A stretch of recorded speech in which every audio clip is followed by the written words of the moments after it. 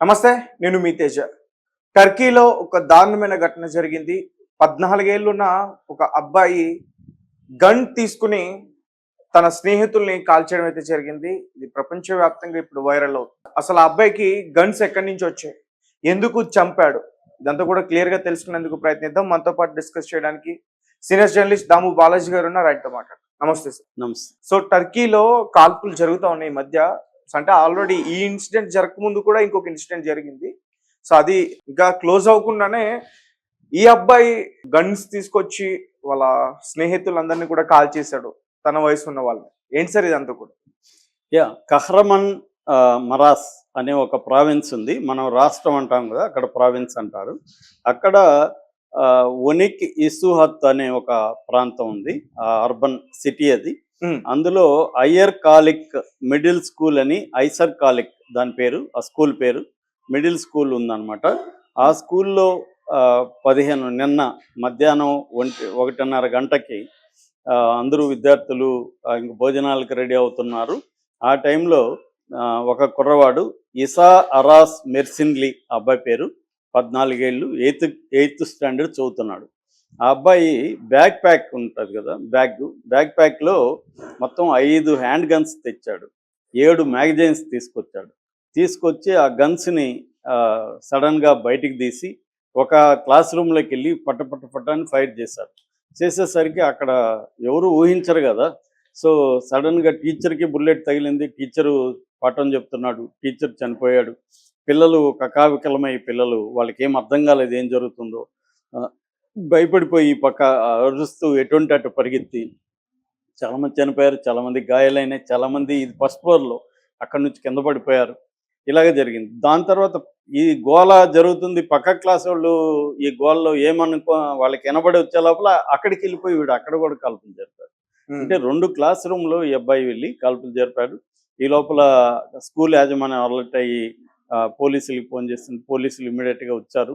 So ఆ తర్వాత ఈ అబ్బాయి బాడీ కూడా దొరికింది. మరి ఈ అబ్బాయిని పోలీసుల కాల్పుల్లో చనిపోయాడా, లేకపోతే తను కాల్చుకొని చనిపోయాడా, క్లారిటీ ఇంకా రాలేదు.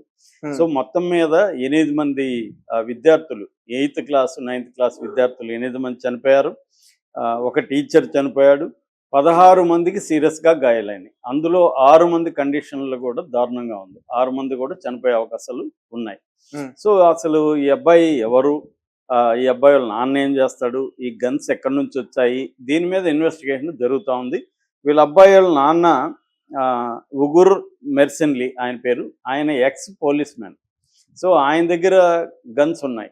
ఆ గన్స్ మరి ఆయన సేఫ్గా పెట్టలేదు, కేర్లెస్గా పెట్టాడు. అది వీడు ఎప్పటి నుంచో చూస్తున్నాడు. అంటే వీడికి ఎప్పటి నుంచో గన్ కల్చరు, దీని మీద ఇంట్రెస్ట్ ఉంది. వీడియోలు చూడడం, ఫోటోలు చూడడం, ఈ సోషల్ మీడియాలో ఇదే పనిలో ఆ అబ్బాయి బ్రెయిన్ అంతా కూడా వీడియో గేమ్స్ ఆడడం. ఈ మధ్య చిన్నపిల్లల్లో వీడియో గేమ్స్ ఎక్కువ, వైలెంట్ గేమ్స్ ఎక్కువ వాడుతున్నారు. పబ్జి లాంటివి. అవును.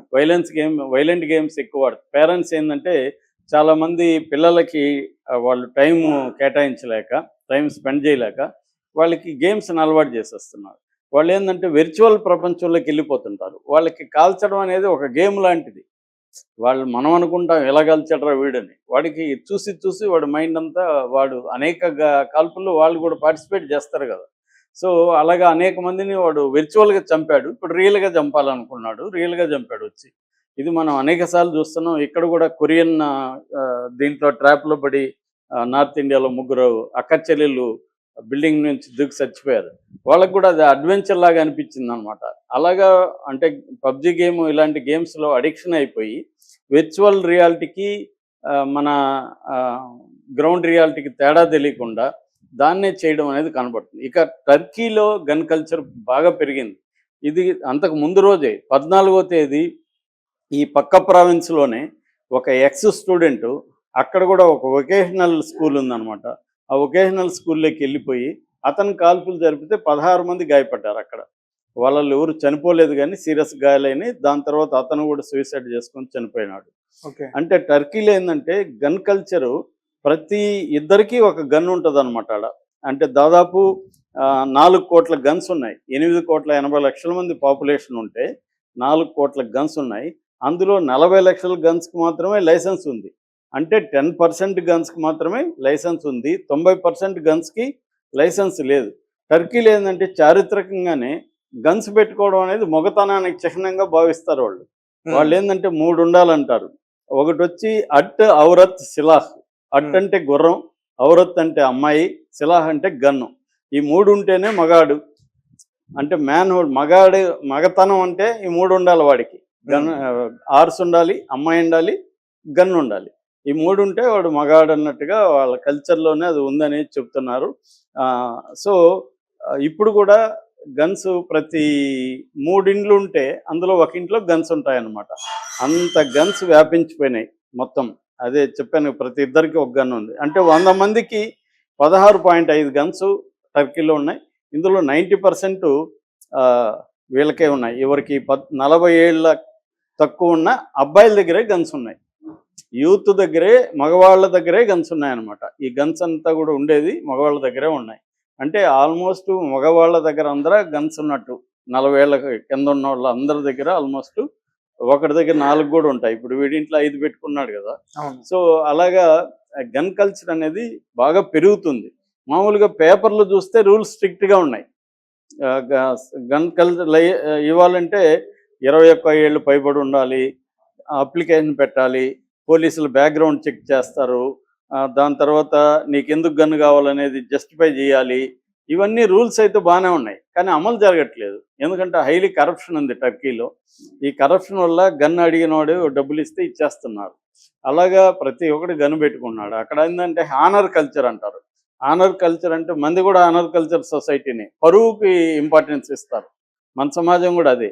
ఈ పరువుకి ఇంపార్టెన్స్ ఇచ్చినప్పుడు పరువు కోసం వాళ్ళు హత్యలు చేస్తారు, చనిపోవడానికి కూడా రెడీగా ఉంటారు. ఇక్కడ కూడా సొంత పిల్లల్ని చంపేస్తున్నారు కదా పరువు హత్యలు అనే పేరుతో.